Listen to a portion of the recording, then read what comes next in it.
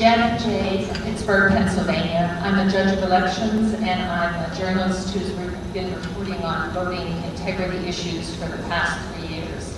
And I have a great concern about whether Congress is taking as seriously as possible the fact that we have an election system that is extraordinarily vulnerable still. In 2006, we got extremely lucky, and nobody stole this election on a mass scale, and it could have been done. If we don't make certain changes before 2008, we're not going to get lucky again.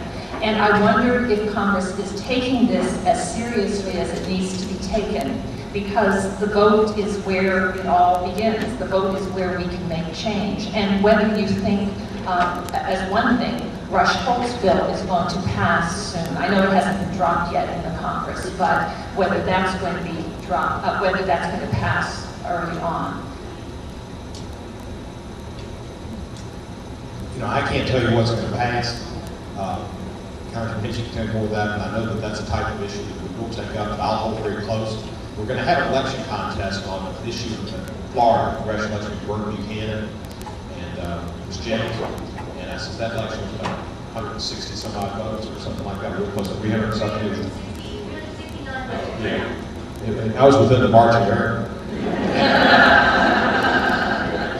but I think I think you might see something there at first to reflect the attitude of the Democrats on that. So many votes that were not counted, not cast. That's 18,412. Are you from Florida? Good for you. So I think that'll happen. I appreciate your concern, and it is that, I mean, it's fundamental fairness and fundamental democracy. Every vote counts, and Florida doesn't know that.